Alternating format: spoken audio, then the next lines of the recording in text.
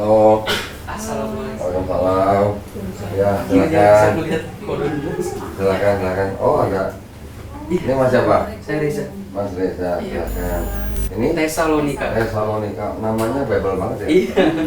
Silakan datang sini.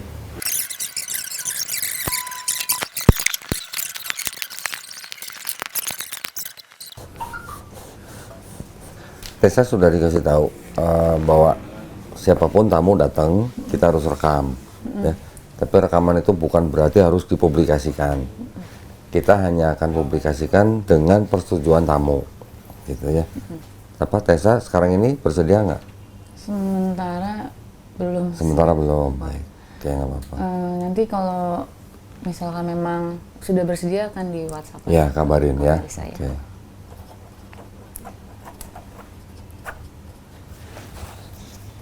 Karena kita tayangkan di YouTube itu bukan berarti untuk mengeksplor siapapun, bukan. Tapi pertama tujuannya adalah untuk siar agama, yang kedua juga untuk penggalangan dana. Penggalangan dananya buat apa? Penggalangan dana ini buat bayar guru yang kita kirim ke mualaf-mualaf. Itu ya. Jadi dana itu kita pakai untuk membina para mualaf juga. Ya. Udah? Tessa, maksudnya untuk hari ini ada keinginan untuk konsultasi atau diskusi dulu atau mau langsung syahadat? Langsung aja. Langsung aja. Tapi dia ada beberapa pertanyaan katanya. Kalau mau ada tanya-tanya dulu boleh.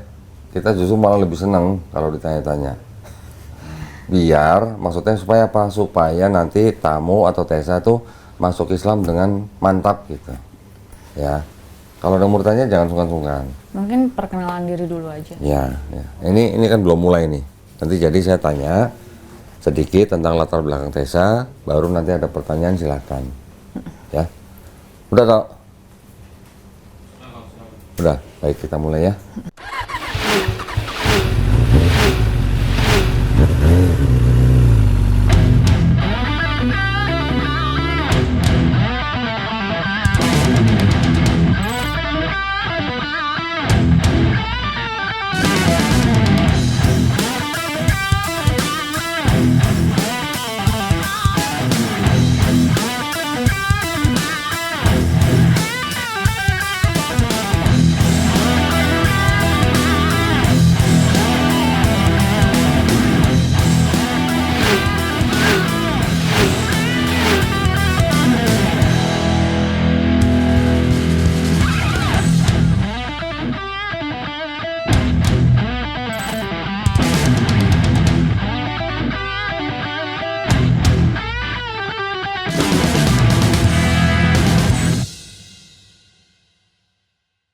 Bismillahirrahmanirrahim. Assalamualaikum warahmatullahi wabarakatuh.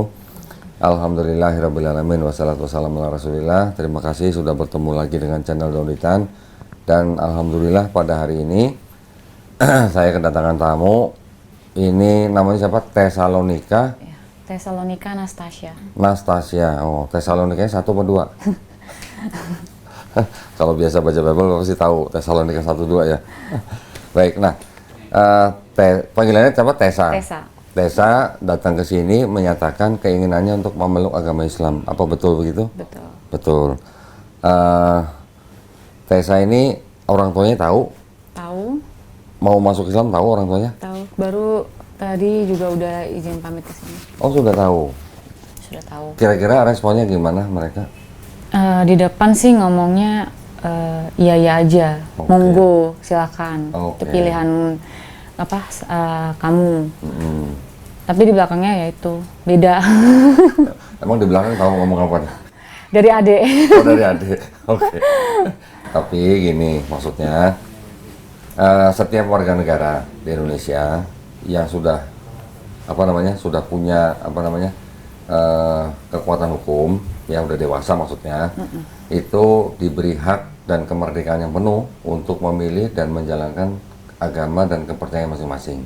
Ya, siapapun termasuk orang tua tidak bisa menghalangi atau melarang anaknya untuk memilih agama yang berbeda dengan orang tuanya.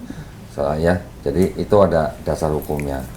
Tetapi di kami, yayasan kami, setiap ada orang yang bersyahadat masuk Islam, kita selalu berpesan, kalau sebelum syahadat sudah sayang, sudah hormat dengan orang tua, setelah syahadat kami sangat-sangat mengimbau harus lebih sayang, harus lebih hormat sama orang tuanya.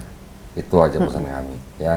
Jadi kalau nanti orang tuanya misalnya di depan bilang iya tapi di belakang lain, Tessa nggak usah cari-cari tahu. Tessa yang penting dengan orang tuanya harus lebih baik, lebih sayang, lebih hormat. Itu yang penting, ya. Oke, sekarang orang tuanya gereja apa kalau boleh tahu sama Tessa? Satu gereja atau beda? Dulu ya di GBI. GBI? GBI. GBI Lupa, mana? pokoknya di Jasa M, Jogja Oh. City Mall. Loh, Tessa ini udah lama nggak gereja? Udah lama, Berapa tahun? mau 2 tahun mungkin ya. Kamu 2 tahun. Kenapa? Ya di gereja mungkin lebih terasa nyamannya karena lagu-lagunya ya. Oke. Tapi kayak masih kosong aja di Oh. dalam diri gitu. Nggak ada Jamana Kudus. Dulu sih sering ikut retret ya. Oh, retret ikut. Ya dulu di gereja ada retret. Oke. Apa namanya?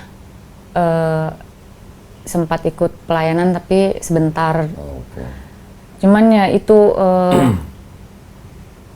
masih banyak kejanggalan-kejanggalan yang ada di Alkitab menurut saya. Oh, berarti baca Bible.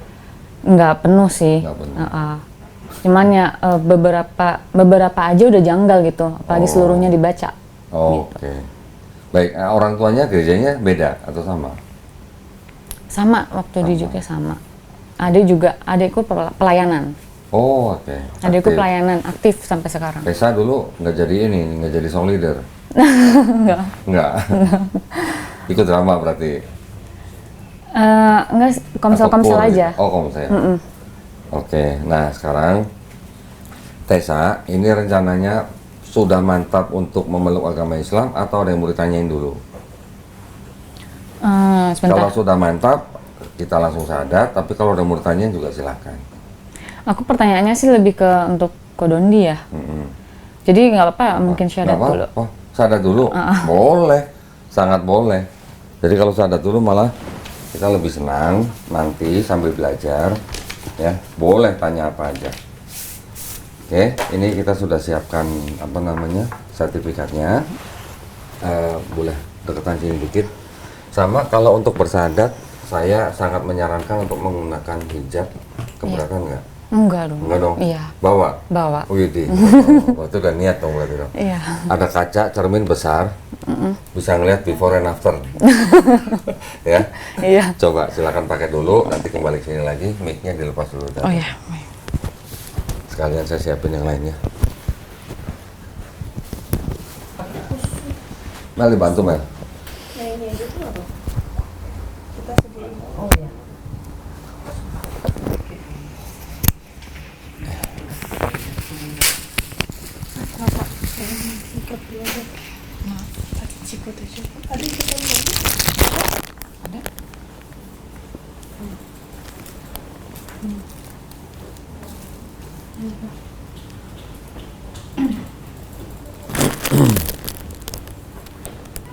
Udah pernah belum pakai hijab?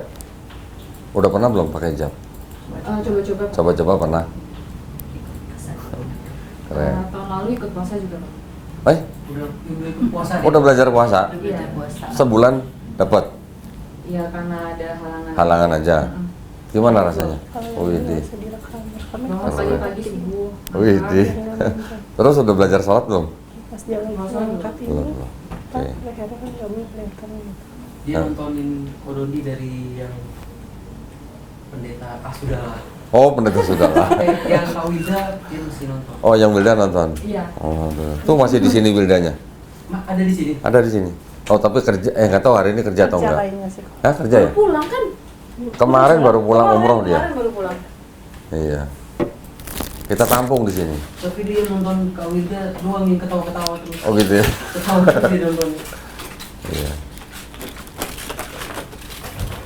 Kita tampung di sini karena diusir sama orang tuanya. Orang Iya. Dia harus pergi dari rumah karena dia tidak boleh sholat di rumah sama keluarganya. Jangan lakukan.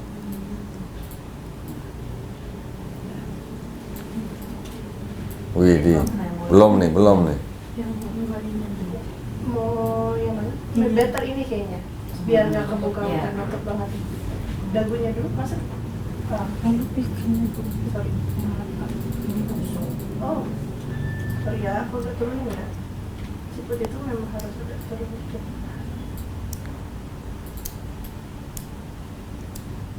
Anak rambutnya banyak. Syah. Baru kali ini loh saya tahu ada Kristen namanya Tesalonika gitu. Biasanya kan Timotius gitu ya. Abangnya Timotius. Oh, makanya Timotius. Tapi udah mualaf. Hah? Udah mualaf beberapa tahun yang lalu. Kakaknya? Kakaknya. Oh, Berarti ini orang tua masalah nggak kalau Tesalonika doang? Ya, gitu ya. ngaca dulu. Beda? Kayak Bunda Maria nggak?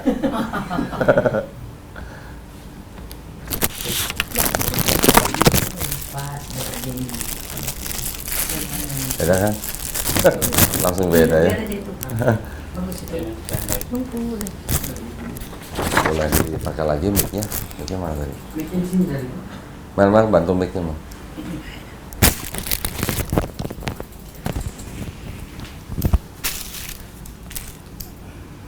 Ya, ini copot ya.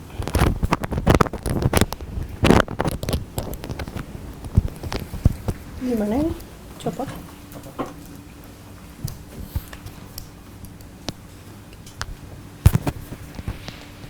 Waktu Kodon dijelasin ke Kak Milda soal kan Kodon ditanya tuh, Milda itu pengikut Paulus atau Yesus? Nah setelah Kodon dijawab, itu dia mantep. Oh iya. Mantepnya di situ. Alhamdulillah. Jauh banget bedanya. Alhamdulillah. Karena ada ayat-ayatnya. Kalau nggak ada ayatnya saya nggak berani ngomong gitu. Ayatnya dari Bible sendiri malah.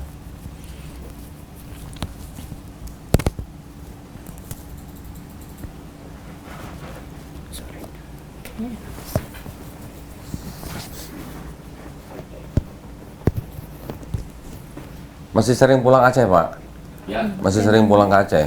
Pulang. Setahun sekali ya. Tapi harusnya Ya. syahadat dulu atau ngobrol-ngobrol dulu sih.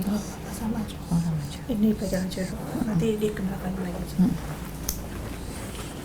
Silakan.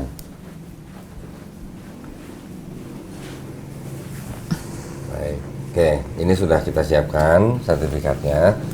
Sudah pernah dengar 2 kalimat syahadat Udah dari teman-teman. dari teman-teman? Tahu artinya?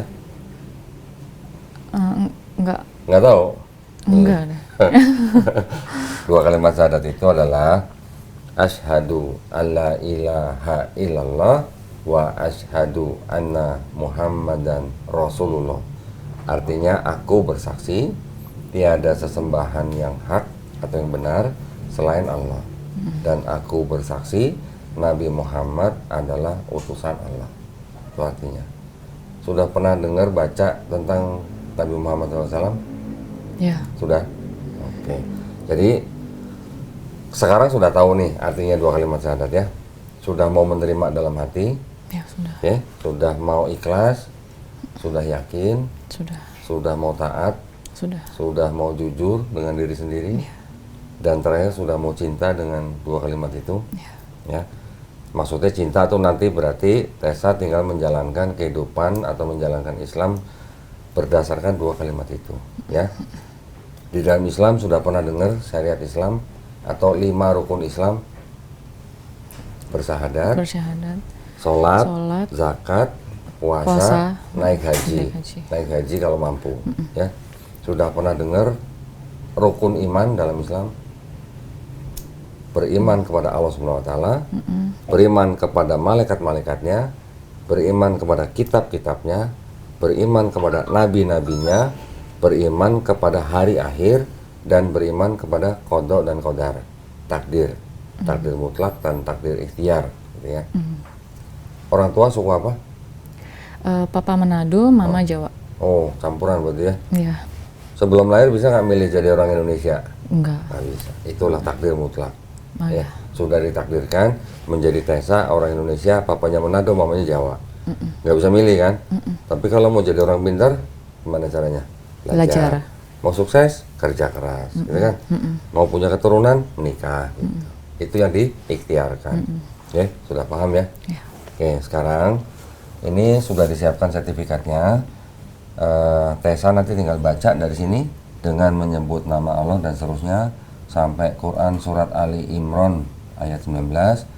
Langsung dengan ini saya sebutin namanya, langsung agama sebelumnya, terus ke sini dengan kesadaran dan seterusnya sampai 2 kalimat syahadat. Oke, kalau udah siap silakan. Berarti berhenti sampai di sini ya? Ya, sampai sini. Oke, kalau udah siap silakan.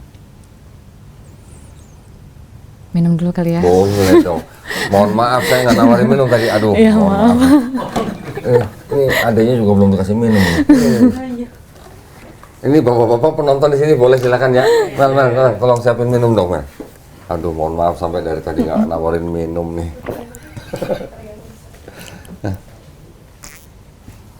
Ikut beda ini. Kopi dulu ah. Debat kopi dulu. Mau ketemu sama Wilda? Mau foto bareng? Mau? Nanti ya, coba. Mel, coba tanya Wilda di mana? Tanya Wilda sekarang di mana? Coba, dia kerja nggak hari ini? Baru pulang umroh Wilda. Iya, kemarin. Oke, kalau siap, silakan. Atau mau kopi dulu? Kita bikinin kopi nih. Tadi sebut yang ini dulu ya? Ya, dengan menyebut nama Allah.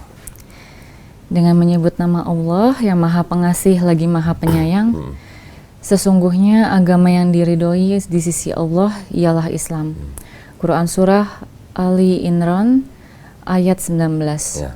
Dengan ini saya Tesalonika Nastasia, Langsung. agama sebelumnya Kristen, dengan kesadaran dan keikhlasan sendiri, tanpa ada paksaan dari siapapun, di hadapan pembimbing dan para saksi yang telah melepaskan agama yang semula dianut dan selanjutnya memeluk agama Islam dengan mengucapkan 2 kalimat syahadat. Baik, sekarang Tessa tangan kanannya telunjuknya ke atas ini.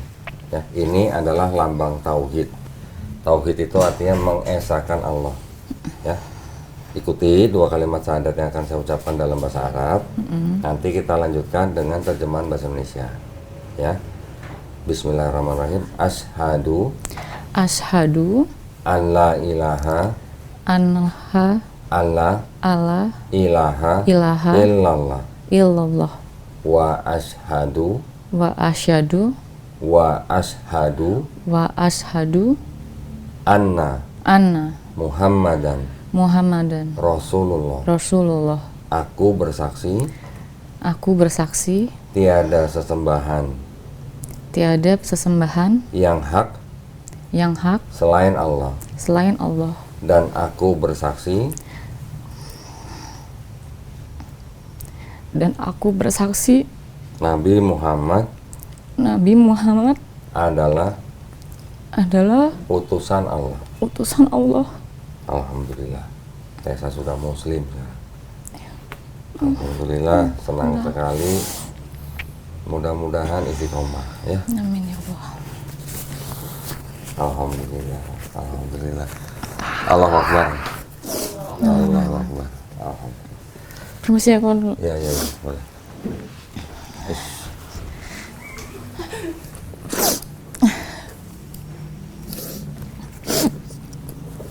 Masih antar di sini.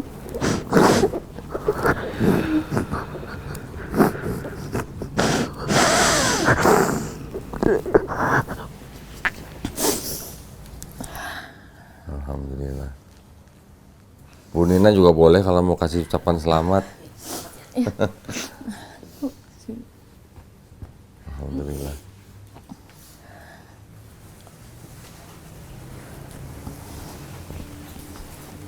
Masya Allah, alhamdulillah. Jadi pengen nangis juga nih. Alhamdulillah. Nah, sekarang di tanda tangan di atas materai, terus bawahnya tulis nama ya. Bawa foto nggak? Itu nggak bawa. Nggak apa-apa, nggak apa-apa. Nanti di rumah aja. Tentangan di atas materai ya. Ya.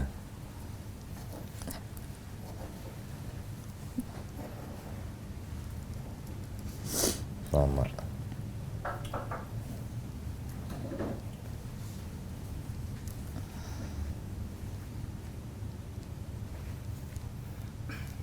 Nah, nanti di rumah, ini sertifikat kan kita langsung kasih ke Tessa. Nanti di rumah tinggal tempel foto sendiri. Oh ya. Ya, jangan foto dia ya. Nanti sertifikat ini sangat-sangat dibutuhkan ketika Tessa harus mengganti kolom agama di KTP. KTP-nya KTP mana? Jogja atau sini? Jogja. Oh Jogja. Oke. Nanti mau ada rencana KTP pindah ke Jakarta atau? Memang ada. Oh ada. Oke, nanti tinggal diurus. Sekarang bisa online. Kalau sudah pindah Jakarta, sekalian ganti kolom agama di KTP. Ya. Kalau KTP-nya sudah Islam, tolong difoto kirim ke kita. Oh ya. Ya, buat arsip kita di sini ya. Karena itu salah satu tanggung jawab kita. Oke. Oke, sekarang ada beberapa yang ingin saya berikan kepada Tessa nih. Ini tolong di-scan.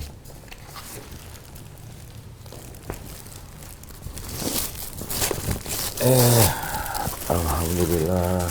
Ini ada buku nih ya. Buku ini nanti Tessa harus baca. Ya, buku petunjuk sholat. Lengkap dari mulai niat, wudhu, sampai sholat. Semuanya ada. Kayak buku waktu SD ya. Enggak, ini sih Ini di masih SD ada. nanti ya kayak SD nanti ada lagi. Ya, ini adalah buku Juz Amma. Oh, Ya, ini sama. adalah surat-surat Quran yang ada di dalam Juz Amma. Nah, yang kayak buku yang kayak di SD, yang ini. Oh ya. Ya, nanti belajar bahasa Arabnya, bahasa Arab Quran. Nanti ada yang ngajarin, nggak belajar sendiri. Ya, yang itu juga yang apa namanya sholat. Tessa belajar sendiri, tapi nanti ada yang apa namanya mengawasi dan mengoreksi. Ya, kalau ada yang salah, ada yang ngoreksi nanti. Tenang aja. Jadi nanti Tessa tinggal tunggu. Sekarang tinggal sama orang tua atau Sendiri ya. sendiri. Sendiri. Nanti tentukan apa namanya hari apa, jam berapa, di mana, kasih tahu. Nanti guru kita menghubungi Tessa. Guru privat itu juga perempuan. Ya, janjian.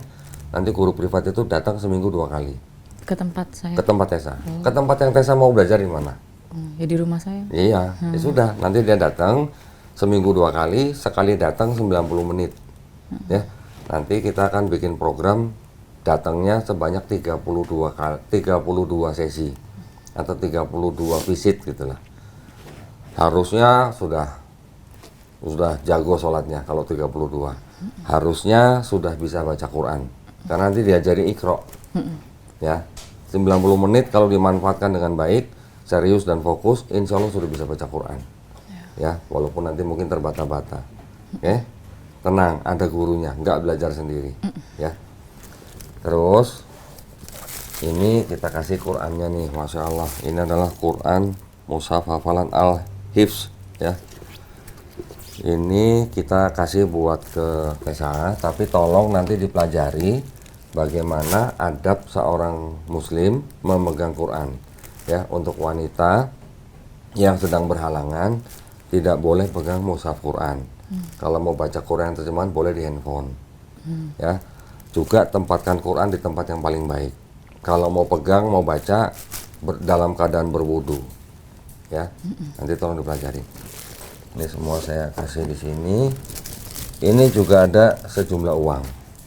Uang ini adalah uang zakat. Ya, zakat itu adalah salah satu dari hukum di dalam Islam yang memang zakat itu diperuntukkan, salah satunya adalah buat orang-orang yang baru masuk Islam seperti Tessa. Oke, jangan dilihat jumlahnya, terima aja, nggak sampai 2 miliar, tenang aja. Ya. Juga ada di sini. Nah, dulu sekolah di mana? Kuliah di mana? Di Jogja, di Jogja. perhotelan. Oh, perhotelan. Dulu kalau kuliah nyontek nggak? Iya, dari SD nyontek. Waduh, nyontek terus ya. Sekarang mau belajar sholat juga nyontek nih berarti ini. Nanti nyontek sama pembimbingnya. Sama siapa? Pembimbingnya. Iya, oh enggak, ini untuk yang sholat sendiri. Oh, ini nyontek ini. Nah, kalau belum hafal bacaan sholat yang di buku ini, boleh nyontek di sini. Ini sajadahnya, Kalau belum hafal boleh sambil baca ini. Ya, dikasih contekan nggak dosa, tenang aja. Oke. Mana ini? Udah.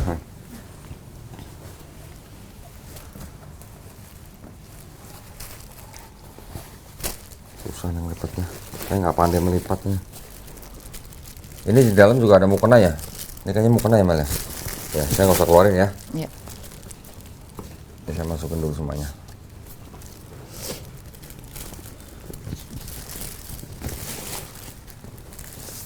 Nanti jangan lupa ya fotonya ya. Ya. Oke.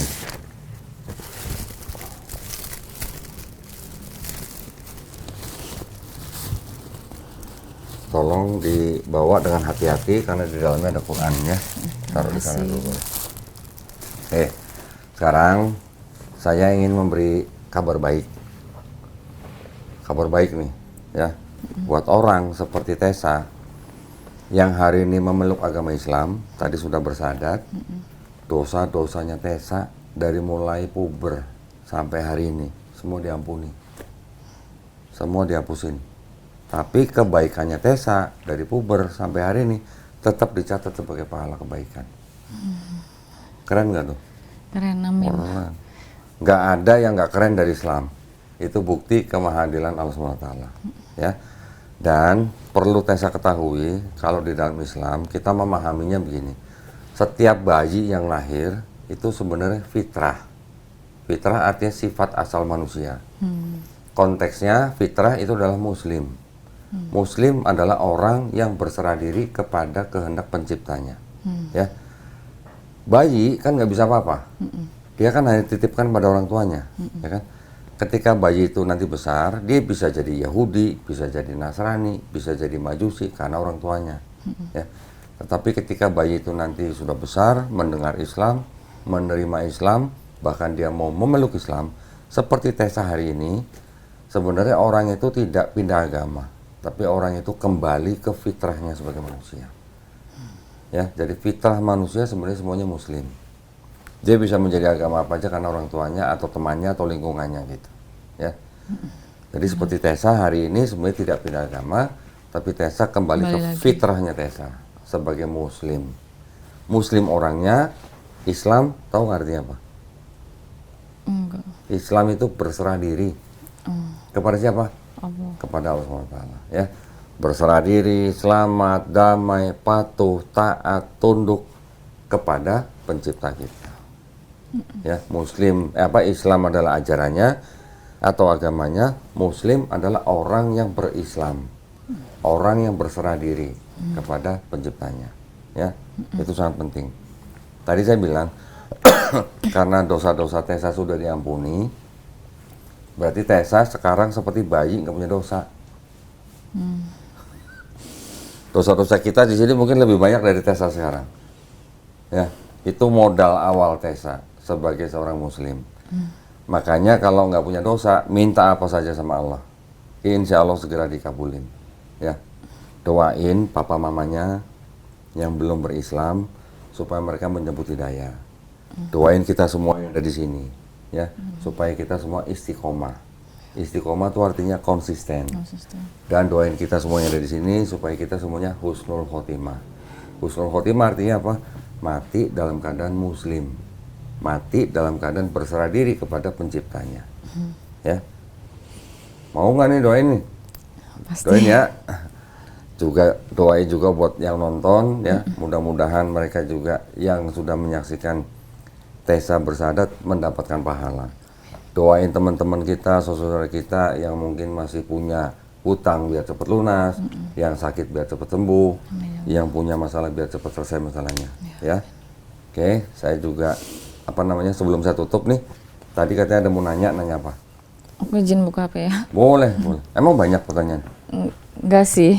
Ada 20? Enggak. Oke. Silakan. Tentang Islam atau tentang apa?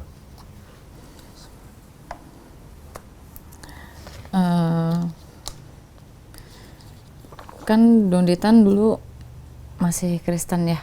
Dulu ya. sempat Kristen. Ya. Pandangan Donditan dulu terhadap ajaran Islam waktu masih Kristen. Saya dari kecil tumbuh besar di sebuah kampung yang kebanyakan orang Islam, tapi saya tidak pernah punya pandangan negatif terhadap Islam. Ya, saya juga membaca kitab saya, tapi saya tahu ada perbedaan antara kitab saya dan Quran atau di Islam. Yang paling saya ingat ketika saya masih kecil, perbedaannya utama adalah, tahu nggak siapa yang disembelih sama Abraham di Bible? Enggak. Nggak tahu? Wah, jarang baca Bible berarti ini. Iya memang. Ishak kan? Oh Isa. Nah, kalau di Islam, kebanyakan kita memahami itu adalah Nabi Ismail alaihissalam, bukan Ishak. Jadi hanya itu aja perbedaan. Dan saya mengetahuinya gini, dari kecil pandangan saya terhadap Islam tuh begini. Islam dan Kristen, karena saya tahu asalnya dari Abraham, ada Ismail, ada Ishak, kemudian sampai ke bawah, saya beranggapan bahwa Kristen dan Islam itu menyembah Tuhan yang sama. Ya, cuman dengan cara yang berbeda, gitu. Itu dulu pandangan saya. Tapi ketika saya pelajarin kitabnya, baik itu Bible maupun Quran, ternyata pandangan itu tidak tepat. Tidak tepatnya gimana? Karena Kristen percaya dan juga menyembah Yesus sebagai Tuhannya, ya, yang kalangan Kristen Trinitarian. Kalau di Islam kita mengenal kata yang namanya tauhid. Ya, seperti tadi begini tuh, tauhid itu lambang tauhid itu ada artinya apa? Mengesahkan Allah Subhanahu wa taala. Tidak menyekutukan dengan yang lain. Artinya hanya menyembah Allah gitu. Tidak menyembah siapa-siapa. Kalau di Kristen kan ternyata ada Bapa, ada Putra atau Yesus, ada Roh Kudus kan. Itu di dalam Islam kita anggap sebagai perbuatan syirik atau mempersekutukan Allah Subhanahu wa taala. Ya. Kalau masalah yang lain seperti mungkin pandangan terhadap apa namanya, ada Islam agama teroris, Islam agama kekerasan, itu semuanya berasal dari media. Ya, tapi ajaran Islami sendiri tidak ada yang mengajarkan begitu. Ya dulu aku sempat di posisi yang melihat Islam itu dari orangnya. Oke, sama. Saya dulu 5 tahun mengamati orang Islam. Selama 5 tahun nggak pengen masuk Islam, karena saya ngeliat orang Islamnya, ngeliat Muslimnya. Tapi ketika 2 tahun berikutnya saya belajar Quran, ternyata saya bisa membuktikan ya, atau terbukti dari Quran itu sendiri, bahwa Quran itu tidak mungkin karangan manusia. Tidak mungkin. Kenapa? Karena ketika Quran diturunkan, ayat-ayatnya ditulis oleh sahabat-sahabat Nabi, di dalam Quran itu banyak ayat-ayat yang nggak mungkin orang pada saat itu tahu tanpa alat-alat tertentu gitu maksudnya. Contoh misalnya, ketika di Quran disebutkan kami yang menciptakan alam semesta ini dan kami pula yang meluaskannya. Artinya apa? Alam semesta kita tuh mengembang, makin besar. Dari mana seorang nabi tahu? Tanpa teleskop yang besar. Zaman mungkin baru kurang lebih 100 tahun yang lalu, ilmuwan kita namanya Edwin Hubble yang menciptakan teleskop Hubble, baru dia yang ngomong pertama kali tahun 1929 bahwa alam semesta kita tuh sebenarnya mengembang. Lah bagaimana ceritanya 1500 tahun yang lalu Nabi Muhammad SAW bisa ngomong begitu tanpa teleskop? Maksud saya gitu. Berarti kan nggak mungkin Quran karangan manusia atau Quran karangan Nabi Muhammad SAW, nggak mungkin gitu. Nah, jadi ketika saya mau 2 tahun saya mau belajar Islam, terbukti Quran bukan karangan seorang nabi atau seorang manusia, akhirnya saya memeluk Islam. Tapi itu pun juga dengan apa ya, pemahaman bahwa ternyata Islam itu bukan agama yang rasis gitu. Rasis, tahu ya maksudnya? Tidak pandang suku dan ras apapun. Karena Islam ternyata diturunkan atau diberikan Allah SWT itu untuk apa? Rahmatan lil alamin. Rahmat bagi alam semesta. Yang dimaksud tidak rasis apa? Karena di dalam Quran juga ada sebutan Allah SWT menciptakan manusia itu dengan suku dan ras yang berbeda-beda. Tujuannya apa? Supaya kita saling mengenal, supaya saling berkasih sayang gitu. Juga kalau kita baca hadis, Nabi Muhammad SAW ketika melakukan haji wada haji perpisahan, beliau berkhotbah, seorang Arab tidak lebih baik daripada orang non-Arab. Begitu juga sebaliknya. Orang berkulit merah juga tidak lebih baik daripada orang berkulit hitam. Begitu juga sebaliknya. Yang terbaik dari mereka adalah apa? Yang bertakwa. Bertakwa artinya apa? Menjalankan perintah Allah, menjauhi larangan Allah. Jadi orang Arab bisa lebih baik, tapi juga orang non-Arab juga bisa lebih baik daripada orang Arab. Orang Jawa bisa aja lebih baik daripada orang Arab. Orang Arab bisa juga lebih baik dari orang Cina. Orang Cina juga bisa lebih baik dari orang suku lain. Yang penting kita bertakwa gitu. Lebih, yang paling bertakwa itu yang paling baik. Jadi tidak melihat suku dan ras. Ya. Kalau lihat di masjid nih, orang yang bertakwa dia datang duluan, dia akan sholat di shaf paling depan. Nggak pandang dia apa pemungut, pemulung atau apa. Orang yang punya posisi bagus, jabatan bagus, kalau dia ke masjid datang telat, dia akan di shaf belakang.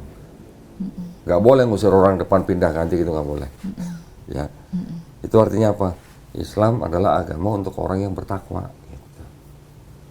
Pandangan saya terhadap Islam berubah ketika saya mempelajari Islam dari ajarannya, bukan dari orangnya. Gitu. Ya benar. Ya. Setuju. Next apa? Nextnya, saya pernah nonton Ustadz Zakir. Jaga naik. Ustadz Zakir Naik bilang bahwa orang Kristen salah satu menafsirkan Yohanes 1 ayat 1 yang berbunyi In the beginning was the word and the word was with God and the word was God. Kata Ustadz Zakir Naik itu kata Tuhan pertama disebut Hotheos. Oke. Yang artinya the God. Lalu kata Tuhan kedua disebut Tontheos yang artinya godly person. Jadi kalau ikut penjelasan Ustadz Zakir Naik, Yohanes 1 ayat 1 pada mulanya adalah firman. Firman itu bersama Tuhan dan firman itu adalah utusan Tuhan. Pertanyaannya, kalau ada orang yang berteori begitu, kenapa orang Kristen hanya diam dan tidak mau cari tahu bahwa ayat itu tidak benar atau salah? Karena kebanyakan Kristen itu kan dari kecil, seperti saya dulu Kristen, itu kan memang sudah terbiasa kita menerima doktrin. Doktrin. Tidak cuma ayat itu saja yang di kalangan Kristen dianggap sebagai bukti keilahian Yesus. Banyak. Ada Yohanes 8:58, ada Yohanes 10:30. Aku dan Bapa adalah satu, yang Yohanes 8:58 bilang sebelum Abraham ada aku ada, dan sebagainya. Banyak. Belum lagi dari tulisan Paulus. Di Paulus disebutkan apa namanya Roma 10:9, jika mulutmu mengaku Yesus adalah Tuhan dan percaya dalam hatimu bahwa dia sudah dibangkitkan dari antara mati, maka kamu diselamatkan. Belum lagi nanti di Filipi 2 ayat 5 dan 6 bahwa Allah sudah mengambil rupa manusia dalam diri Yesus. Jadi nggak cuma Yohanes 1:1. Yang sudah saya pelajarin Yohanes 1:1 ternyata itu adalah adopsi daripada filosofinya Yunani. Filosofi Yunani itu disebut apa? Hellenistic filosofi. Hellenistik itu apa? Sistem kepercayaan orang Yunani yang percaya dengan dewa-dewa. Ada dewa Zeus, punya anak namanya Helen. Helen ini disebut Hellenistik gitu. Nanti ada dewa Zeus, punya anak Perseus, punya anak Hercules, tahu nggak Hercules kan? Tahu. Nanti dewa Zeus punya anak dewa Hermes, tahu kan? Enggak itu. Hermes nggak tahu? Nggak tahu. Merek tas kan masa nggak Oh, tahu? Hermes. Ya, itu adalah sistem kepercayaan orang Yunani yang diadopsi oleh Kristen. Itu diadopsinya di ayat Yohanes 1:1. Sebenarnya mau dibilang salah 100% juga masih ada benarnya. Contohnya gimana? Kalau tadi pada mulanya adalah firman, firman itu bersama-sama Allah, diterjemahkan oleh orang Kristen dan firman itu adalah Allah, ya kan? Tapi posisi kata-kata itu ada yang terbalik. Frasa pertama pada mulanya adalah firman, cuman firman sebutnya. Posisi yang kedua firman bersama Allah, firman dulu baru Allah nih. Posisi yang ketiga sebenarnya juga firman dulu, sebenarnya Allah dulu, baru firman, theos dulu baru logos. Tapi sama Kristen diterjemahkan dibalik, logos itu adalah theos. Kalau kita ngambil atau mencari tahu arti yang lebih luas daripada logos, logos itu artinya juga bisa memerintahkan. Jadi kalau diterjemahkan pada mulanya adalah firman, firman itu bersama dengan theos, dan Theos yang berfirman. Make sense nggak? Make sense. Karena di dalam Islam kita memahami juga bahwa Nabi Isa alaihissalam atau Yesus Kristus itu diciptakan oleh Allah SWT melalui apa? Melalui firman-Nya. Firman-Nya apa? Kun. Kun fayakun. Jadi maka terjadilah. Ya, di Quran juga disebutkan bahwa semisal penciptaan Nabi Isa alaihissalam itu sama dengan penciptaan Nabi Adam alaihissalam. Nabi Adam diciptakan dari tanah liat dan juga dengan firman kun fayakun gitu. Jadi kalau melihat daripada pertanyaan tadi Tessa, orang Kristen memang sudah terbiasa menerima doktrin. Kalau orang Kristen itu belajar sejarah penyusunan Bible-nya, siapa yang menulis, di mana ditulis, kapan ditulis, ya, itu nanti akan keluar dari Kristen. Kalau belajar, kalau nggak belajar, selamanya Kristen. Itu. Okay. Nextnya Matius 15 ayat 24. Oke. Aku diutus hanya kepada domba-domba yang hilang dari umat Israel. Pertanyaan itu kan ayatnya yang diimani di Alkitab, tapi kenapa dilanggar? Okay. Kenapa yang lain ikut-ikutan ke Kristen? Kan Kristen untuk domba-domba yang hilang dari Israel. Jadi kalau baca Matius 15:24 dianggap perkataan Yesus bahwa Yesus mengaku dia diutus hanya domba-domba yang hilang dari bangsa Israel. Itu di Islam kita juga sama. Di Quran juga disebutkan Nabi Isa alaihissalam juga diutus hanya untuk Bani Israel. Okay. Kenapa kok sekarang Kristen mengaku sebagai pengikut Yesus? Karena ada Paulus. Tahu Paulus? Bukan debt collector, yang sudah bukan ya. Ini Paulus orang yang hidup sejaman dengan Yesus, tapi nggak pernah ngopi bareng Yesus. Ya, Paulus hanya mengaku dia melihat cahaya, mendengar suara di Kisah Para Rasul pasal 9, tapi dia tidak pernah ketemu face to face, nggak pernah ketemu tatap muka dengan Yesus. Paulus mengaku dia mendapat wahyu dari Yesus, dan dia mengangkat dirinya sendiri sebagai rasul, tapi rasul untuk bangsa lain di luar Israel atau Yahudi. Ya, Paulus mengatakan bahwa Yesus yang sudah mati di atas kayu salib itu sudah membatalkan hukum Taurat untuk orang-orang di luar Israel. Ya, yang terikat dengan hukum Taurat ya orang Israel, orang non Israel tidak terikat dengan hukum Taurat.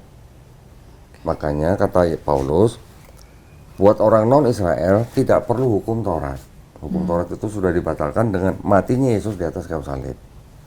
Untuk orang non Israel tidak perlu sunat. Ya, kalau sunat malah Yesus nggak berguna buat kamu, kata Paulus. Semua makanan kata Paulus halal, asal diberkati dengan nama Yesus. Terus yang lain, Paulus jadi mengajarkan bahwa Yesus itu adalah Tuhan atau Allah yang mengambil rupa jadi manusia. Untuk apa? Untuk menebus dosa manusia. Kenapa harus menebus? Karena manusia dianggap sudah punya dosa waris. Gitu. Warisan kok dosa gitu. Warisan kan harusnya tanah ya. Jadi Paulus mengajarkan di Roma 5:12 bahwa karena dosa satu orang itu, istri Adam. Maka dosa itu menjalar kepada setiap keturunan Adam. Jadi manusia sudah lahir bawa dosa waris. Sedangkan Yesus nggak pernah ngajarin dosa waris. Yesus ngajarinya untuk bangsa Israel, kalau mau masuk surga cukup bertobat. Tapi Paulus bilang, kalau mulutmu mengaku Yesus sebagai Tuhan dan percaya dalam hatimu bahwa dia sudah dibangkitkan dari antara orang mati, baru kamu selamat. Kan beda. Iya. Jadi kalau mau dikatakan Kristen pengikut Yesus, nggak tepat. Satu, Yesus diutus hanya untuk bangsa Israel. Ya kan? Yesus ngajarin bertobat. Paulus ngajarinya apa? Harus mengaku Yesus sebagai Tuhan. Manusia punya dosa waris. Karena manusia punya dosa waris, makanya manusia tidak bisa bersatu lagi dengan Tuhan. Karena tidak bisa bersatu lagi, Tuhan perlu turun untuk menebus dosa manusia. Ini dua ajaran yang berbeda sebenarnya. Jadi boleh dikatakan sebenarnya Kristen itu bukan pengikut Yesus. Kristen itu pengikut Paulus, penyembah Yesus. Kan Kristen nyembah Yesus, tapi ngikutin ajaran Paulus. Yesus sendiri kalau mau nyembah siapa? Nyembah Bapa Bapak. saja. Nggak nyembah yang lain, hanya nyembah Bapa saja. Yesus ngajarinnya apa?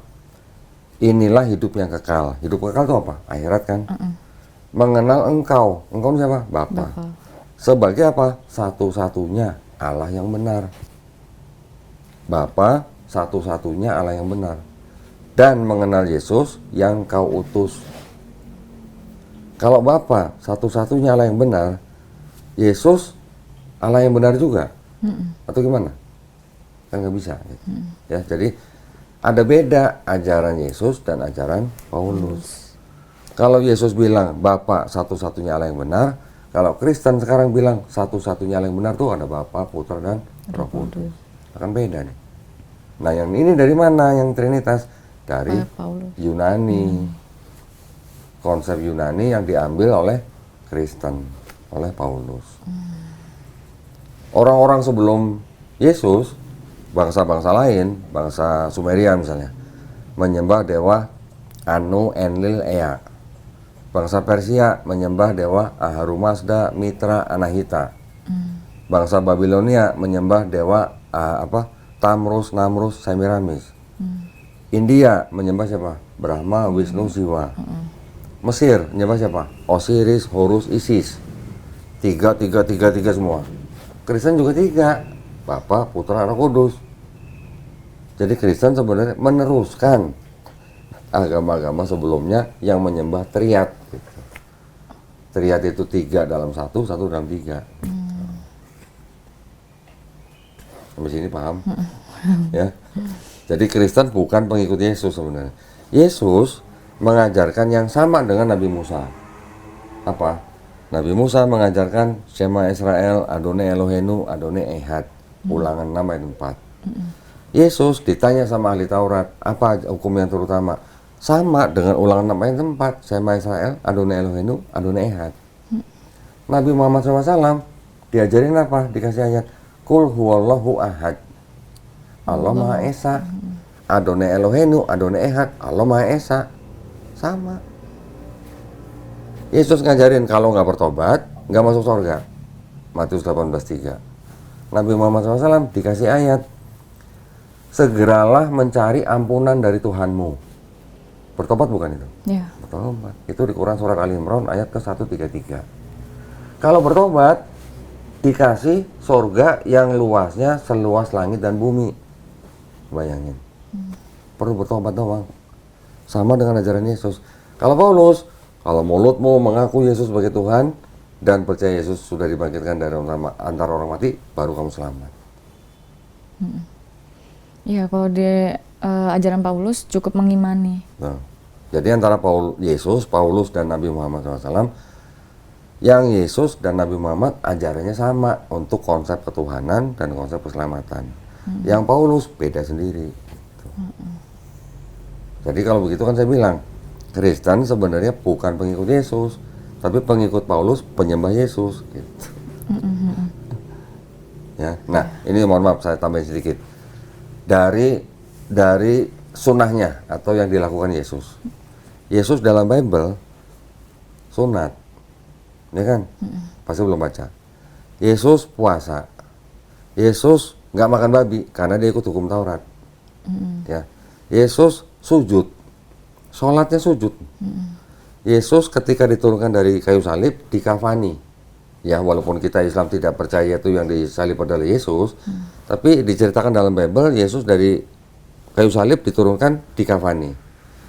Kemudian Yesus juga ketika kecil orang tuanya mempersembahkan sepasang hewan. Di dalam Islam kita kenal dengan sebutan apa? Akikah. Udah diakikahin belum, Dek? Udah ya, alhamdulillah. Yesus juga dibaptis. Orang Islam dibaptis nggak, Pak? Mas, orang Islam dibaptis. Baptisnya apa? Wajib. Mandi wajib. Nanti jangan lupa Tessa pulang mandi, ya, mandi wajib. Hanya dengan niat dalam hati. Saya berniat mandi besar untuk menghilangkan hadas besar lillahi ta'ala. Mandinya ngomong itu. Dalam hati Oh, aja, dalam hati. jangan teriak-teriak. Oh. Yang dalam hati aja. Jadi ada 7 yang dilakukan Yesus dalam Bible. Sekarang yang melakukan malah orang Islam. Orang Kristen ada yang melakukan, ada tapi sebagian kecil, tidak semua. Ya, jadi kalau Nabi Muhammad SAW diperintahkan sujud di dalam Quran surat Al-Hajj ayat ke-77, ya ayyuhalladzina amanur kau, wahai orang beriman, rukuklah, wasjudu, sujudlah, wa'budu robbakum, sembahlah Tuhanmu. Yesus juga sujud, Matius 26:39. Abraham di perjanjian lama sujud, Kejadian 17:3. Musa sujud, Bilangan 3:48. Musa dan Harun sujud, Bilangan 16:22. Terus apalagi Yosua sujud, Yosua 5:14. 1 Tawarik 29:20, Mazmur 95:6, Daud dan umatnya sujud. Ayub 1:20, Nabi Ayub sujud. Yeremia juga sujud. Ezra juga sujud. Nehemia 8:6. Nabi-nabi sebelum Yesus sujud. Yesus sujud. Nabi Muhammad sujud. Paulus sujud nggak? Enggak. Berarti Kristen mengikut siapa? Paulus. Gitu, ya. Ayat-ayat itu semuanya ada. Tenang. Oke, Nextnya apa? nextnya kan Kodondi bilang kalau semua manusia itu sebetulnya lahir dalam keadaan fitrah Ya, atau muslim. ya. Terus akhirnya mereka cuma bisa ikut agama dari orang tuanya.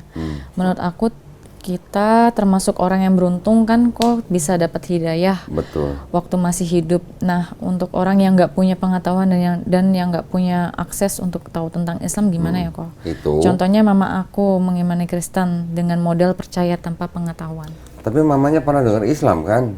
Iya. Dan mamanya bisa mencerna kan ajaran Islam bagaimana?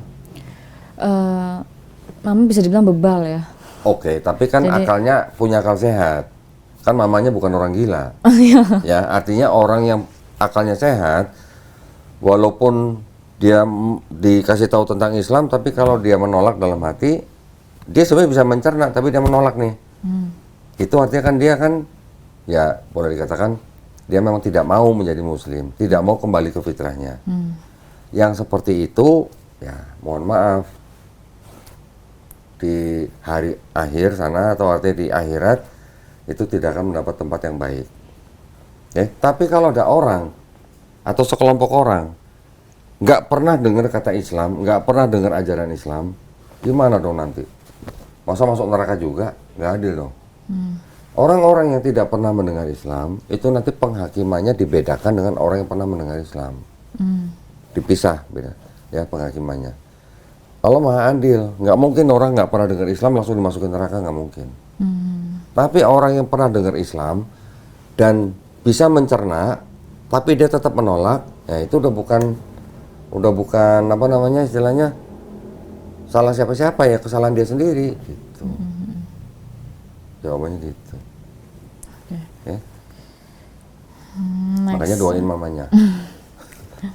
Pasti. Nih, tapi gini satu saya tambahin. Selama orang tua Tessa masih hidup, Tessa boleh doain. Kalau perlu sehari 100 kali doain supaya mereka dapat hidayah, ya. Tapi kalau mereka sudah tidak ada, Tessa tidak boleh doain. Ya, ingat nih. Kalau masih hidup, sebanyak-banyaknya doain. Tapi kalau sudah nggak ada, tidak boleh doain. Kalau mereka tidak masuk Islam. Ya. Kalau mereka meninggal bukan dalam keadaan Islam, Tessa nggak boleh doain lagi. Kok berarti kalau aku ke pemakaman papa udah nggak ada kan? Oh, papa udah nggak ada? Udah nggak ada. Oke, terus? Itu nggak ngapa-ngapain, nggak doa. Kalau datang ke pemakaman hanya untuk melihat makam orang tuanya, boleh. Mau doa, boleh nggak? Boleh, tapi doa kepada Allah SWT bukan mendoakan untuk papanya. Ya, berdoa yang lain gitu. Tapi tidak boleh mendoakan papanya sudah meninggal bukan dalam keadaan Islam. Itu masih ada bahasa Arab doanya gitu. Boleh dipelajarin nanti bahasa Arab bagaimana, tapi doa yang kita panjatkan ketika kita mengunjungi makam orang tua kita yang tidak sama keyakinan dengan kita, yang saya ulangi nih ya, tidak boleh mendoakan orang tua kita yang meninggal bukan dalam keadaan Islam. Kalau kita mau berdoa sendiri boleh berdoa kepada Allah SWT ya, minta supaya kita semuanya diberikan kesabaran, kekuatan dan sebagainya, itu nggak apa-apa. Oke? Tuh, lihat nggak tuh? Wilda punya fans nih. Wih, Masya Allah. Halo Kak Wilda. Mau pelukan dulu boleh atau mau nanti? Masih banyak nggak pertanyaannya? Atau Tinggal satu. tinggal satu, ya udah satu dulu deh. Ntar ya, ntar sabar ya.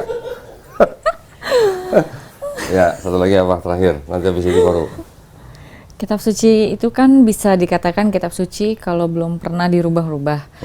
Nah, masalahnya Alkitab ini kan sudah banyak yang diterjemahkan. Mulai dari bahasa Ibrani, lalu ke Yunani, lalu ke Inggris.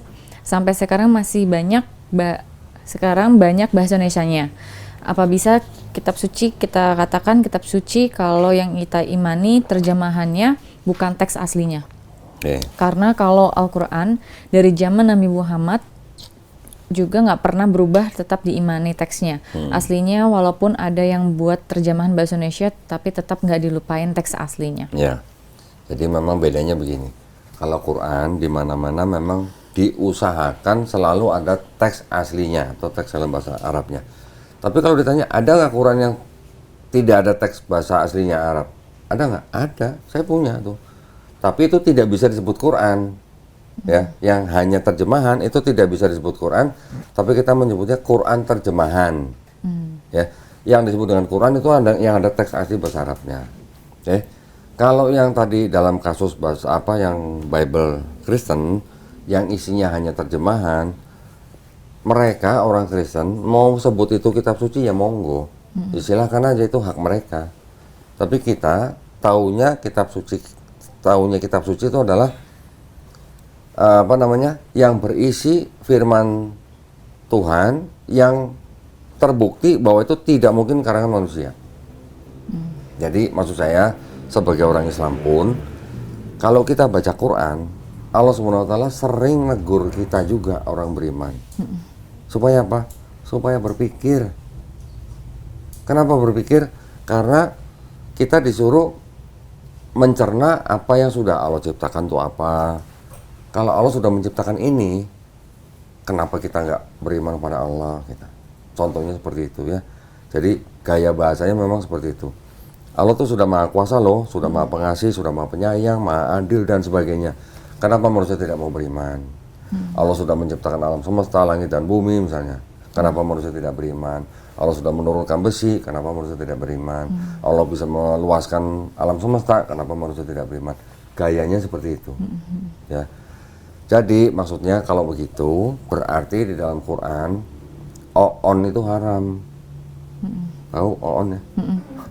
Nggak boleh oon kalau udah baca Quran, istilahnya gitu. Kita harus berpikir gitu.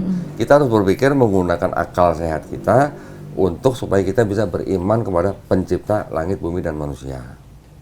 Seperti itu ya.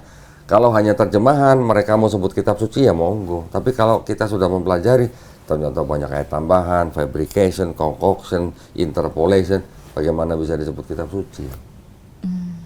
Gitu. Quran bisa diuji nggak? Bisa. Bahkan Quran malah menantang.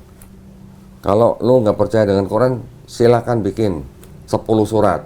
Nggak bisa, bikin 1 surat.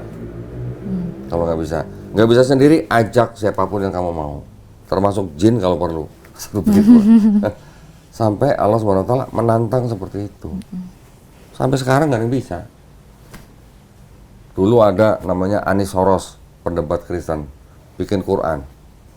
Begitu dibuka, dibaca, diketawain lah orang-orang yang paham bahasa Arab lah. Gitu.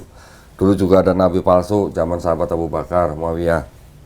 Juga sama, bikin Quran. Ya, diketawain lah sama orang-orang yang bisa bahasa Arab. Jauh beda sastranya dengan Quran.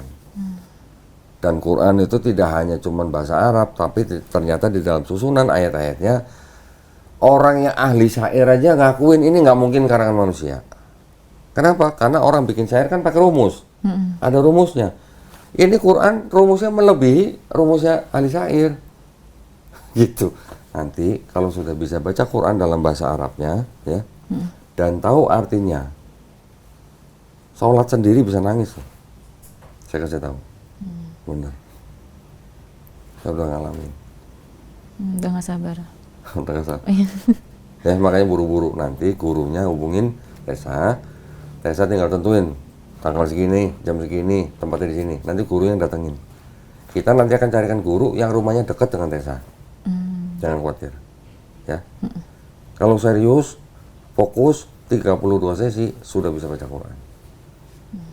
Kemarin ada satu mualaf juga baru didatengin sekali sama gurunya, sekali pertemuan udah Iqra 1 selesai. Itu ada Iqra 6. Ya, baru sekali pertemuan Iqra 1 selesai. Cepet lah insya Allah. Ya. Jadi kita nggak mau ada orang masuk Islam di sini, tapi belajar Islamnya kayak orang masuk hutan gitu, nggak tahu apa-apa gitu. Harus ada yang ngajarin. Oke? Oke. Cukup? Ada lagi? Cukup sih. Pesan saya ke Mama, Tessa harus bisa menunjukkan akhlak yang jauh lebih baik daripada sebelumnya. Pernah bentak mamanya nggak? Nggak bentak sih. Habis? Kalau seringan kalau balas chat ya singkat-singkat aja. Oh, singkat-singkat. Pernah nggak mamanya nyuruh sesuatu, terus Tessa jawabnya, ah mama gitu? Pernah? Nggak ada. Oh, nggak pernah? Nggak. Bagus. Di Quran ada larangan seperti itu. Di Quran nih, ini kan kalau Quran berarti kan perintah Allah nih, bukan perintah Nabi nih. Allah Subhanahu wa Ta'ala sendiri yang minta orang yang beriman kalau disuruh sama orang tuanya, walaupun beda keyakinan, nggak boleh jawab ah. Cuma jawab ah aja nggak boleh. Apalagi ah panjang nggak boleh. Ya. Artinya apa? Kita di Islam diajarkan untuk menghormati orang tua kita, walaupun beda keyakinan. Oke? Tunjukin ke mamanya, biar mamanya tersentuh hatinya. Oh iya ya, Islam ternyata mengajarkan yang begini gitu. Selain daripada kebenaran Qur'annya, hasilnya begini gitu. Cuman ya seringkali aku nanya-nanya ke mama kan, untuk mama menjelaskan pengetahuan mama tentang Kristen itu nggak bisa menjabarkan, nggak bisa menjelaskan, malah nggak nyambung. Kebanyakan orang Kristen hanya mengandalkan perasaan. Ya. Oh, saya mimpi ketemu Yesus misalnya gitu. Iya. Ya. Kalau ketemu orang yang ngaku mimpi ketemu Yesus, tanya Yesus yang dilihat itu seperti Jim Caviezel kah, atau seperti Robert Duvall kah, atau seperti Willem Dafoe kah yang main film Yesus gitu? Yang mana yang dilihat gitu? Nggak mungkin mereka berani jawab. Gitu. Orang yang mimpi siapa kok yang percaya harus kita? Mimpi nggak bisa jadi standar kebenaran gitu. Kecuali kalau orang yang mimpi itu nabi, lain cerita gitu. Jadi juga dilandasi dengan sudah diurapi Roh Kudus. Mamanya bisa bahasa roh? Oh, nggak nanya juga sih bisa atau enggak. Coba tanya mamanya, Mah, Roh Kudus itu namanya siapa? Pasti nggak tahu karena nggak ada di Biblenya. Ya, Mah, Bapa yang disebut Yesus Bapa dalam Bible Perjanjian Baru itu namanya siapa? Nama pribadinya gitu. Udah ada beberapa pertanyaan ke mama tuh malah ini udahlah kalau mau pindah aja, jangan nanya-nanya kayak gitu. Oke, tapi kalau malah gitu, justru ngirim-ngirimin video-video yang murtad. Oke, gini makanya caranya. Nanti video ini kan direkam nih, ada videonya kan. Tessa nanti nonton ulang. Pada tadi bagian saya bilang Yesus disunat, Yesus puasa, kasih tahu mamanya. Nanti kalau perlu ayat-ayatnya saya kasih. Yesus disunat, Lukas pasal 2 ayat 2. Yesus sujud, Matius 26, 39. Yesus nggak makan babi, Matius 5, 17 sampai 18. Yesusnya apa namanya? Puasa. Tadi apa? Yesus sunat, puasa, nggak makan babi, sujud. Sujud itu Matius 26, 39. Yesus dikafani, Matius 27 ayat 59. Yesus akikah, Lukas 2 ayat 21. Akikah ya? Akikah 24, sorry. Lukas 2 ayat 24. Semua ada ayatnya. Tanya mamanya, Mah, umat beragama apa yang disunat, puasa, nggak makan babi, sujud, mati dikapanin, akikah, sama mandi wajib? Agama apa yang jalanin ini? Kalau mamanya cinta Yesus, harusnya kan bisa ngamatin. Oh, ternyata malah orang Islam yang jalanin, bukan orang Kristen. Berarti Kristen ikut siapa nih gitu? Itu bisa menjadi pembalik pikiran orang-orang Kristen. Banyak orang Kristen datang ke sini, saya kasih tahu ayat begitu, masuk Islam. Pengen tadinya ajak adikku sekalian. Boleh. Aduh, Boleh. lebih bebal lagi dia. Boleh. Saya nggak mau istilahnya mencoba mempengaruhi siapa-siapa. Saya hanya ada ayat begini. Ya, silakan dipikir sendiri. Yang ngikutin Yesus siapa sebenarnya? Islam atau Kristen? Yang nggak jelas siapa itu. Soalnya adik saya bilang, ngapain ngikutin agama nggak jelas? Yang nggak jelas yang mana? Iya kan? Justru kan kalau Islam aturannya banyak. Kalau aturan banyak itu berarti jelas apa nggak jelas? Kalau mau ujian dulu di sekolah dikasih contekan senang apa enggak? Senang. Kalau kita sekarang lagi hidup di dunia, ini kan kita lagi ujian nih.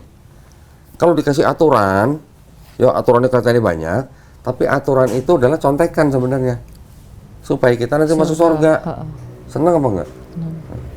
Daripada agama yang nggak ada aturannya, nggak jelas, bebas gitu maksudnya. Gitu. Ya. Insya Allah Tessa tidak sendiri masuk Islam. Insya Allah Tessa nanti masuk Islam bisa menjadi Muslim yang kafah, artinya bisa menjalankan Islam secara totalitas gitu. Ya. Tunggu nanti kalau udah bisa baca Quran. Kalau udah bisa baca Quran, bersyukur nanti insya Allah. Ya. Cukup atau ada lagi? Cukup. Mungkin yang ada di sana. Ada yang mau ditanya, Pak? Nah, kalau mengenai masalah untuk disunatkan karena memang ini kan bukan dari Muslim awal itu gimana? Nggak masalah. Maksudnya gimana, Pak? Sunat Ya, sebelum Muslim? nggak, maksudnya kan ini kan udah Muslim nih. Heeh. Maka kalau sunat itu dia tetap dijalani atau enggak? Untuk tesan. Oh, perempuan tidak wajib sunat, Pak? Enggak ya? Enggak. Aja ya. Tidak wajib sunat perempuan. Ada yang membolehkan, ada yang tidak. Tapi kebanyakan tidak wajib sunat kalau untuk perempuan, Pak. Ya. Mas, cukup? Saya mau nanya dong satu. Boleh. Kan 1.500, Mas. kan dibilang nih di surat apa gitu ya, yang akan ada datang nabi palsu yang akan Matius 7:15. yang mengaku sebagai Mesias. Ya. Nah, yang namanya nabi palsu itu kan harusnya ajarannya berbeda. Ya. Ajarannya berbeda kan. Nah, justru yang berbeda itu Paulus yang diterima. Nah, Kok itu. yang berbeda yang diterima? Lah itu tahu. Mereka nggak tahu. Mereka siapa? Kristen. Mereka yang Iya. percaya kan Tahu. Nabi Muhammad yang sama Mm-mm. dengan Yesus ajarannya. Paulus yang berbeda nih. Sudut Kok pandang yang diterima? berbeda, Mas. Sudut pandangnya. Segini. Kalau ada nabi ada nabi beneran, ada nabi palsu. Kalau yang disebut nabi palsu itu kan harusnya ajarannya berbeda dengan nabi yang sebelumnya. Iya. Ya kan? Orang Kristen berpikir bahwa kenapa Nabi Muhammad SAW disebut nabi palsu karena pertama tidak mengakui Yesus Tuhan. Pertama. Yang kedua, di Quran disebutkan bahwa Yesus atau Nabi Isa Al-Masih tidak dibunuh dan tidak disalib. Makanya orang Kristen bilang Nabi Muhammad palsu karena tidak mengakui Yesus dibunuh dan disalib gitu. Ya kan? Tapi sebenarnya kalau yang disebut dengan nabi itu kan harusnya yang dilihat kan pertama adalah ajaran ketuhanan dan keselamatannya dulu. Nabi Muhammad SAW dengan Yesus konsep ketuhanannya sama nggak? Sama. Konsep keselamatannya sama nggak? Sama. Tapi dengan Paulus beda. Berarti yang nabi palsu ini Paulus atau Nabi Muhammad gitu. Menurut standar konsep ketuhanan dan keselamatan. Kalau hanya misalnya contoh masalah poligami misalnya. Mentang-mentang Yesus di Bible nggak menikah, Nabi Muhammad SAW poligami, dianggap ini tidak sama atau nabi palsu. Bukan begitu. Yang harus dibandingkan bukan syariatnya, tapi konsep ketuhanan dan konsep keselamatannya dulu. Gitu. Jelas sebenarnya ayat-ayatnya ada kok. Ya, kalau Paulus mengajarkannya Yesus Tuhan, Allah yang mengambil rupa jadi manusia. Yesus mati untuk menebus dosa manusia. Sedangkan Yesus sendiri nggak pernah ngajarin penebusan dosa manusia. Di perjanjian lama, Tuhan yang Maha Esa itu jijik dengan manusia yang mengorbankan manusia. Imamat 18:21. Yeremia 32:35 juga begitu. Perbuatan manusia yang mengorbankan manusia itu adalah merupakan kejijikan buat Tuhan. Lah kok di perjanjian baru kok Tuhan turun jadi manusia, mati di atas kayu salib buat tembus dosa manusia. Tuhan yang di perjanjian lama ini plan apa gimana gitu. Udah beda kan? Cukup? Cukup. Alhamdulillah. Boleh saya tutup? Bentar lagi. Oh boleh. Silahkan. Enggak, Atau suruh dia pulang dulu.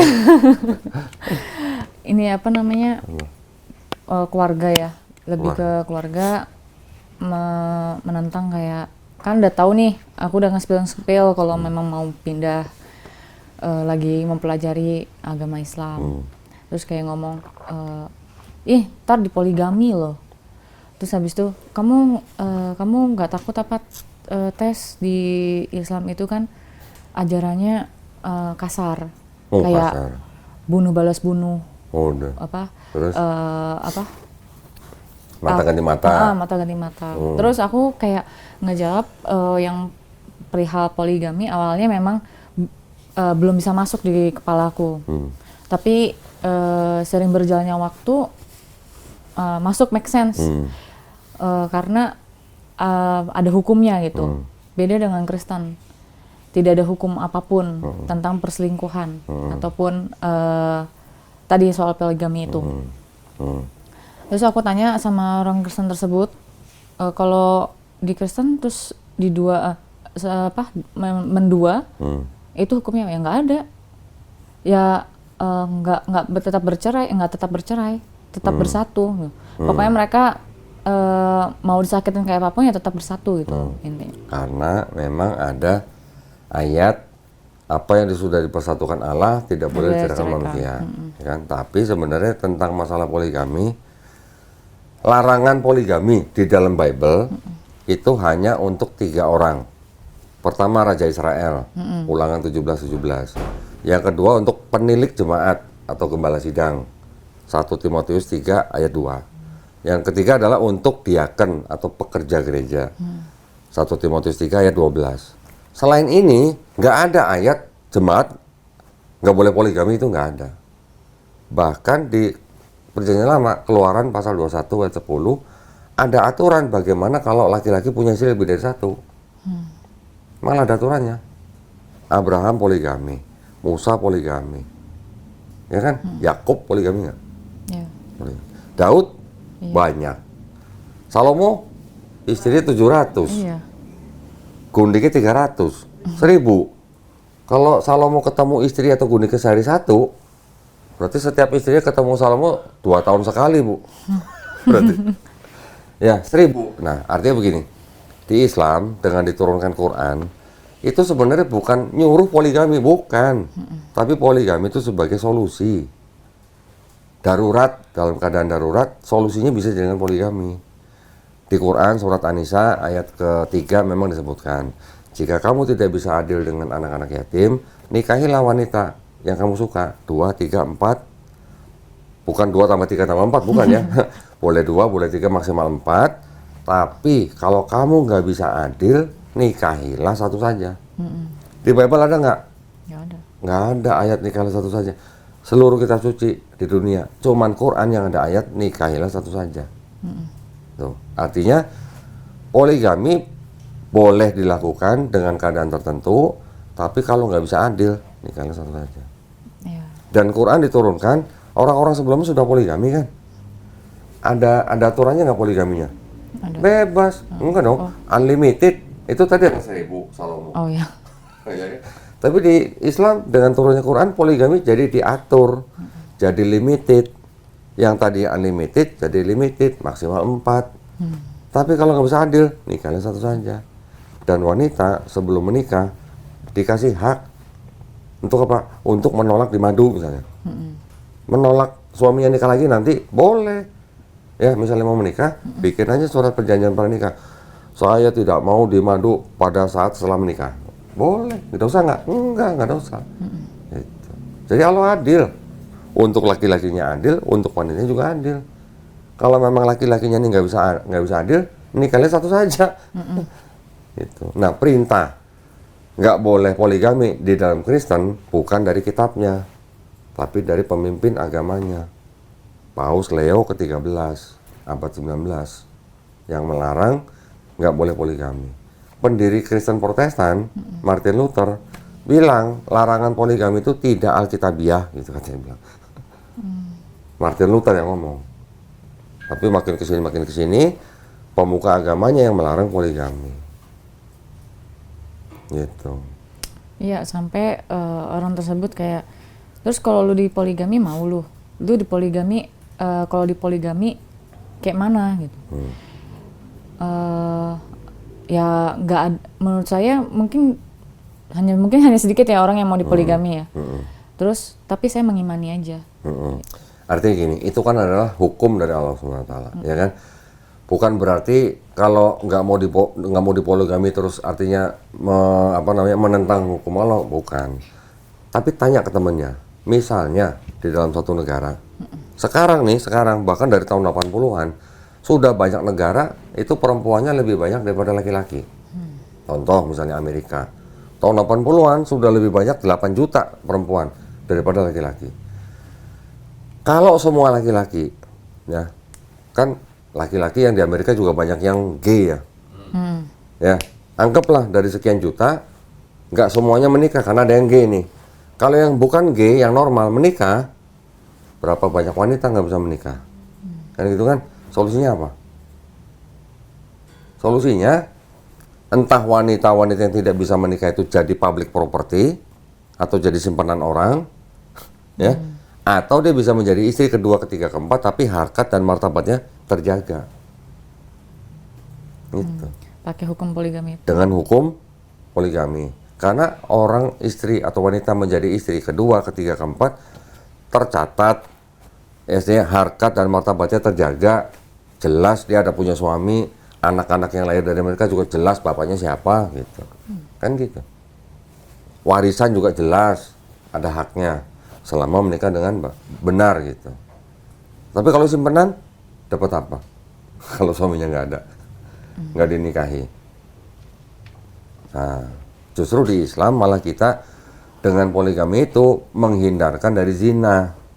Mending mana? Jadi istri kedua, ketiga, keempat, atau jadi public property. Tahu public property, tahu? Jualan.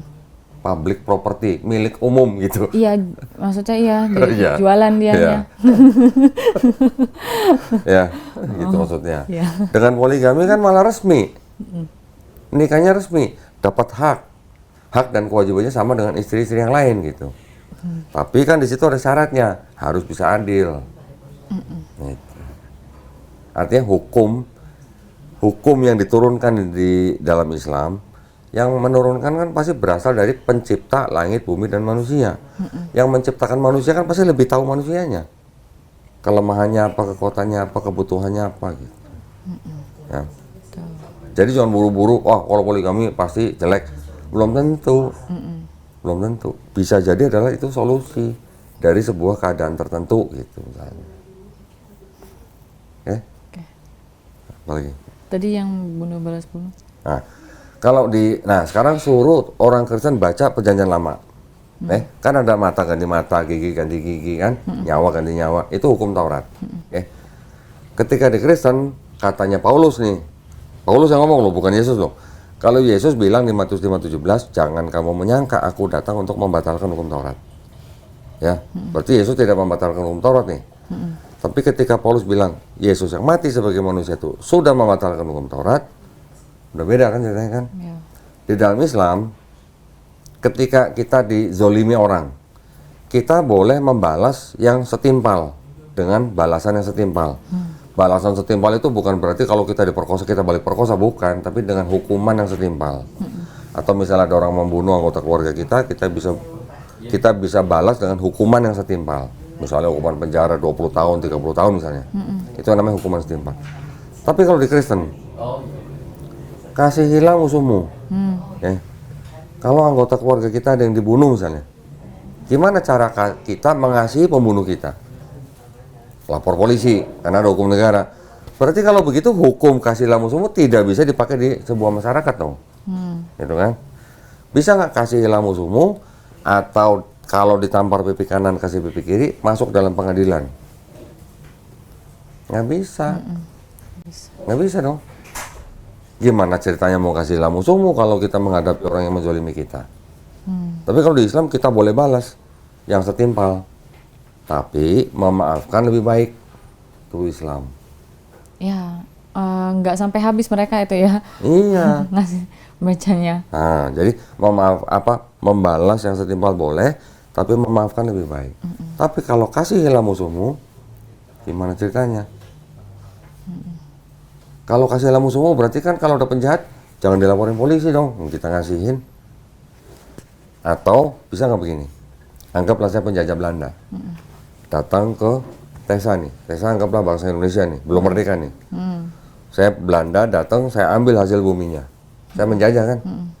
Habis saya ambil hasil buminya, saya kasih kitab, baca ya, kasihilah musuhmu. Siapa musuhmu? Ya penjajah kan. Gimana ceritanya? Bisa jadi ajaran kasihilah musuhmu itu adalah ajaran dari penguasa pada saat kitab-kitab itu ditulis. Sisipan dari penguasa. Selama ini jadi Kristen, pernah nggak ditampar pipi kanan kasih pipi kiri? Enggak lah, Nah, kenapa? bacok balik. Tonjok lah. Iya kan? Artinya apa? Kelihatannya bagus. Kelihatannya bahkan sangat bagus. Tapi nggak bisa diterapkan. Gitu. Coba tanya mamanya. Mah kalau di pasar ditampar pipi kanan kasih nggak pipi kiri? Pernah. Pernah. Dan beliau jawabnya, jangan menelan mentah-mentah isi Alkitab. Nah, kalau begitu artinya apa? Artinya ditafsirkan oleh pendeta jangan membalas kejahatan dengan kejahatan. Ditafsirkan sama pendeta begitu. Cuman gimana melaksanakannya gitu. Kalau dalam hal kemasyarakatan, bagaimana dengan hukum? Berarti hukum di dalam perjanjian baru itu nggak bisa diterapkan dalam sebuah masyarakat atau bangsa. Hanya untuk bisa diri sendiri. Gitu. Oke. Next. Udah Cukup? cukup. Oh, alhamdulillah. Kira masih banyak. Nah, oke, jadi alhamdulillah sebelum kita tutup, ini kita sama-sama berdoa, ya. Alhamdulillah kan tadi Tessa sudah menjadi muslim. Jadi kita sama-sama berdoa, mudah-mudahan kita semua nih Pak dijadikan golongan manusia yang mengikuti apa yang sudah diturunkan Allah Subhanahu wa taala melalui rasulnya, dan insya Allah kita dijadikan golongan manusia yang menjadi saksi keesaan Allah Subhanahu wa taala. Ya. Kita juga sama-sama berdoa, mudah-mudahan kita semuanya dijauhkan dan dilindungi dari api dan asap neraka. Ya, amin ya rabbal alamin. Izin kalau gitu saya tutup. Iya. Baik, kalau begitu terima kasih banyak atas perhatiannya dari para pemirsa. Mudah-mudahan para pemirsa tadi yang sudah menonton, melihat, menyaksikan Tesalonika bersahadat juga mendapatkan pahala, ya. Juga buat para pemirsa yang ingin membantu perjuangan dakwah kami, salah satunya adalah dengan pembinaan para mualaf, dipersilahkan untuk mengirimkan ke Bank Muamalat dengan nomor rekening 3030 300 atau untuk yang ingin menyalurkan zakat juga salah satunya untuk para mualaf, dipersilahkan ke nomor rekening 3030 600 600. Barakallahu fikum, semoga partisipasi para pemirsa diterima di sisi Allah Subhanahu wa taala sebagai amal jariah ya. Amin ya rabbal alamin. Izin kalau gitu kita pamit undur diri. Wabillahi taufiq wal hidayah. Wassalamualaikum warahmatullahi wabarakatuh. Sekali lagi selamat. Ya, Nanti makasih, kalau Pak. lagi belajar ada yang nggak tahu jangan sungkan-sungkan tanya. Ya. Gurunya tanya sebanyak-banyaknya. Kalau gurunya nggak bisa jawab nanti gurunya nanya saya. Kalau saya nggak bisa jawab nanti saya nanya guru saya. Gitu. Insya Allah di Islam semua ada jawaban. Ya, alhamdulillah. Barakallah Pak. Selamat, mudah-mudahan dilancarin. Ya, terima kasih banyak.